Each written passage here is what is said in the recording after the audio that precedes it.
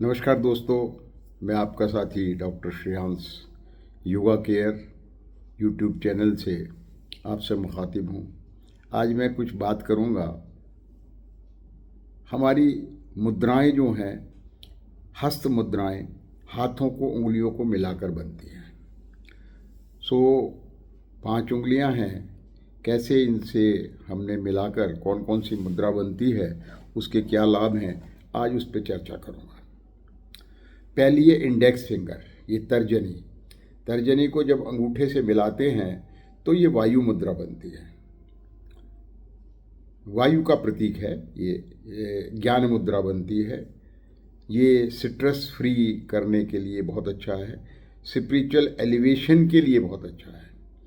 और जब इस तर्जनी को अंगूठे से दबा देंगे तो ये वायु मुद्रा बनती है।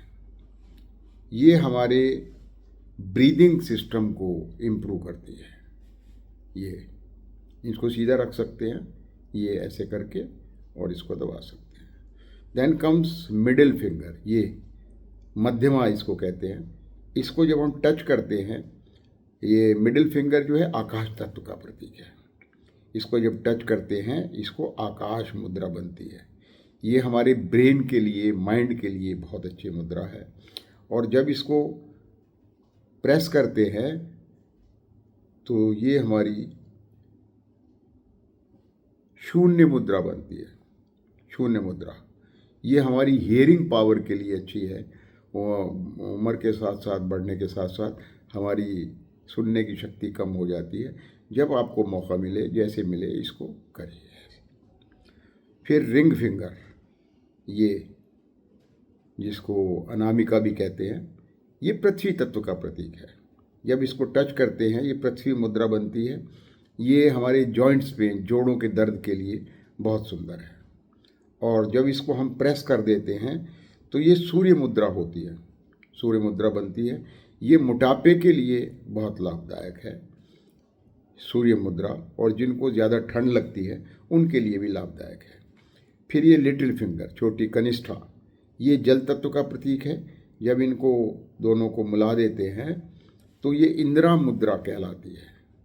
और ये स्किन को ग्लो करने में, चेहरे पर तेज लाने के लिए ये बढ़िया मुद्रा है।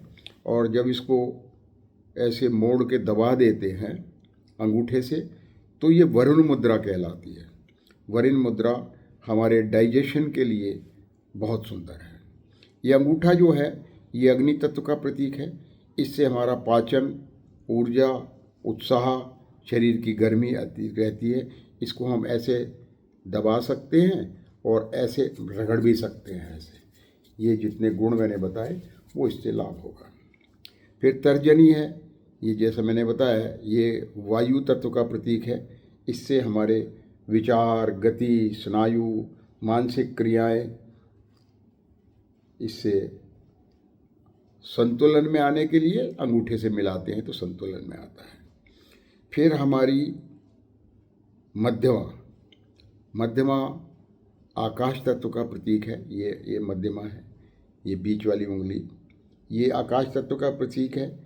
इसको विस्तार, शून्यता और सुनने की क्षमता इससे अधिक होती है।